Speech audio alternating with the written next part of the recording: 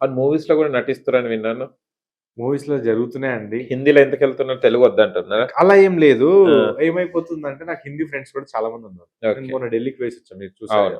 వాళ్ళు ఏమంటారు ఏంది రామ్ నువ్వు తెలుగులో వీడియో చేస్తున్నావు, మాకు అర్థమైతలేదు, మేము ఖాళీ సబ్ టైటిల్ చూసి మేము చూస్తున్నాము, కొంచెం హిందీలో కూడా చేయరా అనేసరికి ఇంకా అలా హిందీలో పోతున్నాను. అలా ఏం లేదు, తెలుగు మన మాతృభాష, తెలుగులోనే మన బండి, మన ప్రయాణం తెలుగులోనే ఉంటది. కానీ అప్పుడప్పుడు బండి పక్కన ఆపి అలా హిందీలో దూరి మళ్ళా మన తెలుగు ప్రయాణం కంటిన్యూ ఉంటుంది. కానీ ఇన్ఫ్లుయెన్సర్స్ చాలా మంది ప్రమోషన్స్ చేస్తుంటారు, అంటే నేను కూడా చేస్తుంటా ప్రమోషన్స్, కానీ కొన్ని ఫెయిల్ అవుతుంటాయి. సోప్ కానివ్వండి, మెడికల్ పరంగా కానివ్వండి, ఏదైనా చెప్పిన అంటే డబ్బుకు ఆశపడి అలా చేస్తుంటారు. అసలు ఎందుకు ముందు జాగ్రత్త ఎందుకు తీసుకోరు? అది ఇప్పుడు బ్రాండ్స్ ఏమంటాయి తెలుసా, నీకు అవన్నీ అనవసరం, నీకు ఒక 30,000 ఇస్తా, ఒక 50,000 ఇస్తా, చేస్తావా చేయవా? చేస్తాడు, ₹1,00,000 ఇస్తా, అయిపోయా. యూట్యూబర్స్, ఇన్ఫ్లుయెన్సర్స్కి అవన్నీ ఏమి ఉండవు. కానీ ఒక సెలబ్రిటీ మాత్రం అలా చేయలేడు. సెలబ్రిటీ ఏంటంటే చెక్ చేసుకుంటాడు, ఎందుకంటే రేపు సినిమా రావాలి కదా. ఇన్ఫ్లుయెన్సర్కి అట్లా ఏం లేదు. ఇన్ఫ్లుయెన్సర్కి కావాల్సింది మనీ, చెడ్డదైనా మంచి లెక్క చూపిస్తాడు. ఇప్పుడు ఇన్ఫ్లుయెన్సర్ ఒక వీడియో పెట్టిండండి ఇన్సూరెన్స్ పాలసీ గురించి. పాలసీ తీసుకున్నాడు, ఆ పాలసీలో వాడు ఎట్లా అన్నాడు తెలుసా, ఆ పాలసీ తీసుకొని నువ్వు చచ్చిపోయినావు అనుకో, నీ కుటుంబానికి ₹1,00,00,000 వస్తాయి అంటుండు. అంటే ఆ పాలసీ తీసుకొని చచ్చిపోమంటున్నాడు ఇండైరెక్ట్లీ. మళ్ళీ వాడు ఎట్లా ఇన్ఫ్లుయెన్స్ చేసిండంటే అది తీసుకునేటట్టు మాట్లాడినాడు. అలా తయారైపోయారు. నేను అనిపించింది, అరే ఏంద్రా నీకు సిగ్గుశరం ఉండాలి, పైసలకి మరి ఇంత కింద పడిపోయి మాట్లాడుతున్నావు అని నాకు అంత కోపం వచ్చేసింది ఆడి మీద. ఇట్లా అయిపోయింది సమాజం. బట్ ఇది ఎప్పుడు చేంజ్ అవుతుంది తెలుసా, మనలాంటి మీలాంటి ప్రజలు దీన్ని ఇప్పుడు వాడిని బాయ్కాట్ చేస్తే వాడు మూసుకొని చేయడా నెక్స్ట్ టైం. సో అలా దీన్ని ప్రజలే చేంజ్ చేయాల. గవర్నమెంట్ ని ప్రజలే మారుస్తారు, సొసైటీనే ప్రజలు తయారు చేస్తారు. సో ప్రజలు ఏ రోజైతే చేంజ్ అవుతారు. ఇప్పుడు మీరు గిస్మత్ గురించి అన్నారు, ఎవరు వేరండి, మిడిల్ క్లాస్ కాకుండా హై క్లాస్ వాళ్ళే వేయాలి.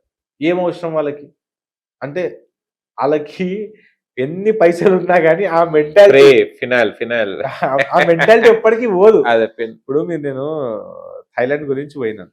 థాయిలాండ్ లో నేను పోయినప్పుడు నాకు అక్కడ ఉన్న నేను ఎట్లా, ఇప్పుడు వాళ్ళకి నేను ఫారినర్ కదా, వాళ్ళు ఎలా చూసుకున్నాడు తెలుసా అండి. నేను ఒక రెస్టారెంట్ లో పోయి తింటుంటే, నువ్వు ఇది ట్రై చేయి బాగుంటది అని, అలాంటి హాస్పిటల్ మనకు చూపించారు వాళ్ళు. సో మన దగ్గర అలా మెంటాలిటీ లేదు మన వాళ్ళకి. నాకు ఫ్రీ దొరుకుతుందా, తినండి ఫ్రీ. అరే కొంతమంది ఎసుంటారంటే ఆడ ఫంక్షన్ జరుగుతున్న పోయి వేరే వాడి ఫంక్షన్ లో పోయి ఫ్రీగా తినేసి వస్తారండి. అలా ఉంది పరిస్థితి. పూట గడుస్తుంది అట్లా. అలా చెయ్యకూడదు. బట్ ఎందుకు చేస్తున్నారో ఏందో మళ్ళీ అలా కాలకే తెలియాల. ఓకే, అప్కమింగ్ యూట్యూబర్స్ ఏం చెప్తారు మీరు? కొంతమంది స్టార్ట్ చేస్తారండి, అసలు యూస్ రావు, ఎందుకు కావచ్చు అంటే వాళ్ళ కంటెంట్ బాగుంటది, వాళ్ళ ప్రెజెంటేషన్ బాగుంటది, ఎడిటింగ్ బాగుంటది, ఎందుకు వాళ్ళకి యూట్యూబ్ వాళ్ళు ప్రమోట్ చేయడం? యూట్యూబర్ స్టార్టింగ్ లా ప్రమోట్ చేయడండి. ఇప్పుడు మీరు ఛానల్ పెట్టంగానే ఇమ్మీడియట్లీ ఎవరికి ప్రమోట్ చేయడు. ఫస్ట్ మీరు ఎంత కన్సిస్టెన్సీ ఉన్నారు, రెగ్యులర్ గా పని చేస్తారా లేదా, ఫస్ట్ యూట్యూబ్ ఆల్గోరిథం అది చెక్ చేస్తుందండి. ఇప్పుడు మీరు ఆఫీస్కి వస్తున్నారు, ఎన్ని రోజు వస్తారు ఆఫీస్కి? డైలీ రావాలి. డుమ్మలు కొడితే ఏమైతుంది? కట్ అవుతుంది. సేమ్ ఆల్గోరిథం కూడా అదే అంటది, ఇది ఒక నీకు ఆఫీస్ లెక్క. నువ్వు డైలీ వీడియోలు వేస్తున్నావా వేస్తలేవా, ఓకే, ఎన్ని రోజుల నుంచి వేస్తున్నావు, వేసుకుంటా పోతున్నావు. చలో ఇవాళ ఒక్క వ్యూస్ వచ్చింది, రేపు 2 వస్తాయి, రేపు 2ది 3 వస్తాయి, 3ది 4, 4ది 10, 10ది 20, ఇలా కంటిన్యూస్ గా ఒక 6 months టైం పడుతుంది. కన్సిస్టెన్సీగా వర్క్ చేయాలి ఖచ్చితంగా. ఏం ప్రాబ్లం ఉంది, వీడియో పెట్టినప్పుడు మొత్తం యూట్యూబే చెప్తాడు కదా అండి మీకు ప్రాబ్లం ఎక్కడ ఉంది అనేది. ఇప్పుడు మీరు ఒక వీడియో పెట్టినప్పుడు దాంట్లో అనలిటిక్స్ లో వచ్చేస్తుంది మీ వీడియోలో ఎక్కడ ఏం ప్రాబ్లం అన్ని యూట్యూబ్ లోనే చెప్తాడు. అయినా కానీ నాకు వ్యూస్ వస్తుందని బంద్ చేసి పడేసి వేరే దాంట్లో వెళ్ళిపోతారు. మా అసొంటోడు వచ్చి కొట్టేసి లక్షలు సంపాదించి ఇల్లు బంగ్లాలు బ్యాంకాక్. లేదు, యూట్యూబ్ లో తెలివి ఉంటే మీరు చాలా పైకి ఎదుగుతారు. జస్ట్ కావాల్సింది టాలెంట్, ఓకే, కంటెంట్. అందరు ఇప్పుడు రాగానే, ఇప్పుడు నాకు చాలా మంది కలుస్తా ఉంటారు, ఇప్పటికి ఈ వీడియో పెట్టంగానే నేను #, చెప్పు, టైటిల్ చెప్పు, ఎలా బ్యానర్ పెట్టాలా, ఎడిటింగ్ ఎలా చేయాలని అడుగుతున్నారు. అసలు నేను ఇవన్నీ పక్కన పెడితే మీకు కంటెంట్ అండి.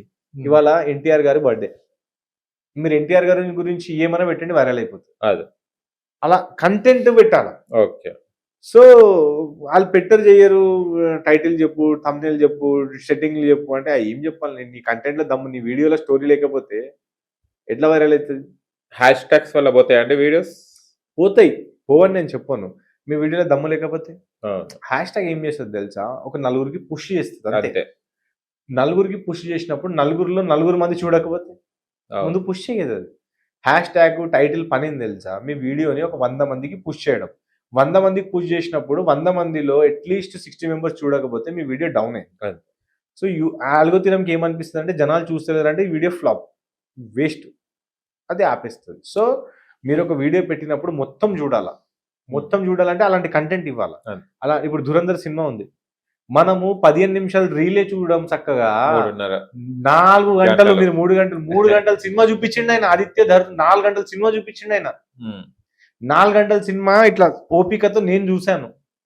సో కంటెంట్ మీ స్టోరీ ఇవ్వండి. మీరు ఒక యూట్యూబ్ లో ఒక వీడియో పెడుతున్నారంటే ఇట్లా నేను ఇట్లా కూర్చొని ఏంది అని చెప్పి చూసేటట్టు పెట్టండి. అప్పుడు ఎందుకు పోదు నేను చూస్తా, నేను వస్తా, అవి ఎలా పోదు నేను చెప్తా.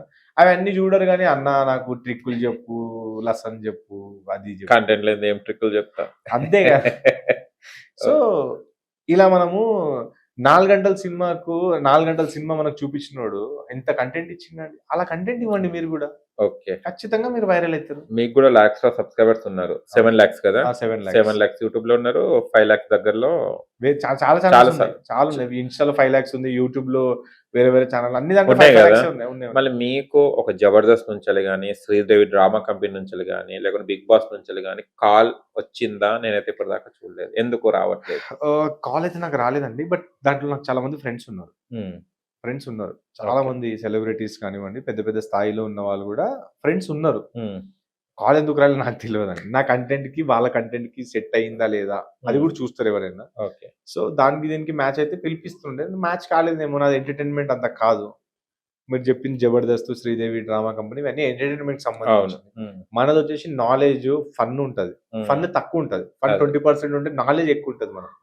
సో అందు గురించి పిలిపియలేదని నేను అనుకుంటున్నాను. కానీ బట్ నేను దానికి నేను ఏం ఫీల్ అవ్వను. పిలిపియకపోయినా నాకు ఫ్రెండ్స్ ఉన్నారు. లెజెండ్ బ్రహ్మానందం గారి ఇంటికి పోయి వాళ్ళతో 2 నిమిషాలు టైం దొరికింది నాకు. ఇంకేం కావాలి? బర్త్డేకి మీరు ఉన్నారు కదా, అక్కడ పోయి నాకు ఆయన దర్శనం ఇచ్చారు. ఇంకా దానికన్నా మించింది ఏముంటదని మీరు చెప్పండి. గిన్నిస్ బుక్ వరల్డ్ రికార్డ్ 1000 సినిమాలు చేసిన వ్యక్తి పక్కన పోయి 2 నిమిషాలు నించునే ఛాన్స్ దొరికిన తర్వాత ఇంకా అంతే. ఇంకా చాలా జనం మనకు సినిమాలు చూస్తుంటారా? ఫేవరెట్ హీరో ఎవరు? హిందీ తెలుగులో ఇప్పుడు ప్రెసెంట్ ప్రభాస్ అండి. మా కోంపల్లిలోనే స్పిరిట్ షూటింగ్ జరుగుతుందంట. వీడియోలు ఫోటోలు వైరల్ అవుతుంది. ప్రభాస్ గారిని ఎప్పుడు రియల్ గా చాలా సార్లు చూసానండి, కానీ ఫోటో దొరకడం చాలా కష్టం. ఆయన దగ్గర పోవాలంటే చాలా ఇబ్బంది అవుతుంది. కలవాలని అయితే చాలా ఉంది. చూసా చాలా ఇక్కడ మన యూసుఫ్గూడలోనే ఎన్నోసార్లు చూసాను, బట్ దొరకడం కష్టం ప్రభాస్. ఏ సినిమా బాగా ఇష్టం ప్రభాస్ గారు? ఫస్ట్ వర్షమే చూసాను. ఏ సినిమా అంటే నాకు అన్ని సినిమాలు ఇష్టమే. చాలా అంటే మిర్చి. ఇంకా మిర్చిలో 2 ఇంటర్వెల్ తర్వాత ఒక ప్రభాస్, ఇంటర్వెల్ ముందు ఒక ప్రభాస్, అది నాకు బాగా నచ్చుతుంది. ఇది పెద్ద మూవీ రిలీజ్ కాబోతుంది, రామ్ చరణ్ గారిది అండ్ జాన్వీ కపూర్ది, ఇద్దరు కలిసి రిలీజ్ అవుతుంది. ట్రైలర్ కూడా రిలీజ్ అయింది. ఎలా అనిపించింది పెద్ద మూవీ? ట్రైలర్ చూడంగానే నాకు అనిపిస్తుంది రామ్ చరణ్ గారు అందరిని ఏడిపిస్తున్నట్టున్నారు దాంట్లో. అందరు ఏడ్చి బయటకు వస్తారు. అలాంటి స్టోరీని చూజ్ చేశారని నేనైతే అనుకుంటున్నా. ఇది స్టోరీ గ్రేట్ స్టోరీ అనుకుంటున్నా. అండ్ అది రెస్లింగ్ కి సంబంధించింది కాబట్టి ఆయన మొన్న ఒక ఇంటర్వ్యూలో చెప్పారు, దంగల్ అండ్ అలానే సుల్తాన్ లాంటి సినిమా ఏదైతే ఇచ్చారో ఆమిర్ ఖాన్, దానికి దీనికి స్టోరీ సిమిలర్ గా ఉంటది. సో నేను చాలా ఎక్సైటెడ్ గా ఉన్నాను. రామ్ చరణ్ గారు ఒక కొత్త స్టోరీతో వచ్చారు. అండ్ అలానే ట్రైలర్ చూడంగానే నా కళ్ళకి నీళ్ళు తిరిగాయి. ఎందుకంటే రామ్ చరణ్ గారి యాక్టింగ్ కూడా అలా ఉంది. సో ఖచ్చితంగా June 2 కి ఇది బ్లాక్ బస్టర్ హిట్. అండ్ జాన్వీది గ్లామర్ పాటే కనిపిస్తుంది. కానీ రామ్ చరణ్ పక్కన బాగా సెట్ అయింది. రామ్ చరణ్ గ్లోబల్ స్టార్ పక్కన ఈమె ఉందంటే ఈమె అదృష్టం బాగుంది. మంచి చాయిస్ చేసారు. కానీ దేవర టైపే కనిపిస్తున్న యాక్షన్స్ అని కొంతమంది అంటున్నారు. దేవర సీన్స్ రిపీట్ చేశారేమో. లేదండి, నాకైతే అలా ఏం అనిపించలేదు. జాన్వీ కపూర్ దగ్గర జాన్వీ కపూర్ ఏదో ఉండొచ్చులే, కానీ నాకైతే సినిమాలో అలా అనిపించలేదు. నాకు పెద్ద ట్రైలర్ చూడంగానే ఏమనిపించింది అంటే ఒక 0 స్థాయి నుంచి ఎదిగి అంచెలంచెలుగా ఎదిగి ఒక రెజ్లింగ్ స్టార్ అయ్యి దాంట్లో ఇంకా స్టోరీ నాకు అంత చెప్పలేము, నాకు తెలీదు. కాకపోతే ఆ రెజ్లింగ్ లో ఆయన ఏదైతే సుల్తాన్ సినిమా ఇలాంటివి ఉన్నాయో ఆ పెద్ది అనే ఊరు స్థాయి నుంచి ఆయన ఒక గొప్ప రెస్లర్ అయ్యిండు. అండ్ దాంట్లో ఏదో ఎమోషనల్ సీన్ గట్టిగా ఉన్నట్టుంది. అది మదర్ సీనా లేదంటే ఈయన స్టోరీదా అది ఇప్పుడు సినిమాలో పోయినప్పుడు మనకు అర్థమవుతుంది. సెకండ్ జూన్కి ఖచ్చితంగా పోయి block buster hit Ram Charan అని నేనైతే అనుకుంటా. కొంచెం డిలే అయింది, అది బాగా అనిపిస్తుంది. తొందర రిలీజ్ చేస్తే ఇక అయిపోయింది, ఇక సెకండ్ కి రిలీజ్ అవుతుంది. ఇక 4 రోజులు ఓపిక పడితే అయిపోతుంది. ఓపిక పడితే అయిపోతుంది. ఓకే, మా ఓపిక కూడా నశించింది. మీకు కొన్న కార్ మన ప్రేక్షకులకు చూపెడదాం, మీ ఫ్యాన్స్ కి, మీ ఫాలోవర్స్ కి, మీ ఖచ్చితంగా. సబ్స్క్రైబర్స్ కి. కానీ ఇన్స్టా అంటే ఫాలోవర్స్ అంటారు, యూట్యూబ్ అంటే సబ్స్క్రైబర్స్ అంటారు. అది అంటే అట్లా ఏం లేదండి. సబ్స్క్రైబర్స్ అని యూట్యూబ్ లో అలా పెట్టి అదే, అదే. అంతా ఫాలోవర్స్. అదే మీ ఫాలోవర్స్ కి ఒకసారి చూపెడదాం మళ్ళీ. మీ ఖచ్చితంగా car. ఓకే, వెళ్ళి చూపెడదాం. వెళ్దాం మీ నడవండి. కార్ కి టైర్స్ ఉన్నాయా? కార్ కి అంటే టైర్ బాలాజీ కదా, బాలాజీ లాక్స్ కి టైర్స్ ఉన్నాయా? కార్ కి టైర్స్ ఉండవా అంటే ఏమన్నా ఏమో. ఇది విమానమా? ఏమో డౌట్, మళ్ళీ మీరు ఇన్ఫ్లుయెన్సర్ కదా, పెద్ద స్టీరింగ్ అంటారు దీన్ని తిప్పడానికి, అది ఉంటుందా లేకుంటే జస్ట్ కమాన్ వెళ్ళమంటే వెళ్తుందా? అట్లా లేదు, మీరు మనం పోదాము. ఓకే, ఇప్పుడు బాలాజీ లాక్స్ కి కార్ కొన్నారండి. అసలు కార్ కి టైర్స్ ఉన్నాయా, స్టీరింగ్ ఉందా, కూర్చోడానికి సీట్స్ ఉన్నాయా, పైన ఓపెన్ టాప్ ఉందా, హెడ్ లైట్స్ అంటారు కదా కార్ కి, హెడ్ లైట్స్ ఉన్నాయా లేకుంటే ఈయన లైట్స్ తోనే వెళ్ళిపోతుంటాడా? ఇప్పుడు మీకు ఆ బాలాజీ కార్ చూపెట్టబోతున్నాను, వచ్చేయండి మనం చూద్దాం. టైర్స్ ఉన్నాయా లేవో నాకు ఒక క్వశ్చన్ ఉంది కార్. అది ఇప్పుడు కిందికి పోయి చూపిస్తా, ఉన్నాయా లేవో మీ కళ్ళతో. ఇది పెట్రోల్ వేస్తే నడుస్తుందా, నీళ్లు పోయొచ్చా మీ కార్లో? ఇది వస్తే నడుస్తుంది. ఏందండి అట్లా? అంటే ఇన్ఫ్లుయెన్సర్ కార్ కదా, నేను పెట్రోల్ తోనే నడుస్తుందండి కారు, పెట్రోల్ తోనే నడుస్తుంది. ఇది వస్తే నడవదు, అది పెట్రోలే పోయాలా లేదంటే డీజిల్ పోయాలా లేదంటే సిఎన్జి, ఈ మూడే ఉంటాయి. వేరేది ఏమి ఉండదు. నీళ్ళతో బాలాజీ లాక్స్ వల్ల కార్ కాబట్టి డిఫరెంట్ ఏమైనా ఉంటుందేమో. డిఫరెంట్ ఏం లేదు కానీ ఉన్న ఫీచర్సే ఉంటాయి కానీ వేరేది ఏమి ఉండదు. కార్ లో గాలి కొడతారు, అదేమంటారు టైర్స్ లో గాలి కొడతారా? ఖచ్చితంగా గాలి. ట్యూబ్లెస్ కాదు, ట్యూబ్ ఉంది. ఓకే, బాలాజీ కార్ దాంట్లో ట్యూబ్ ఉందట, ఒకసారి చూద్దాం. మీరు కొడతారా గాలి ఇప్పుడు? చూద్దాం, రండి మాతో పాటు.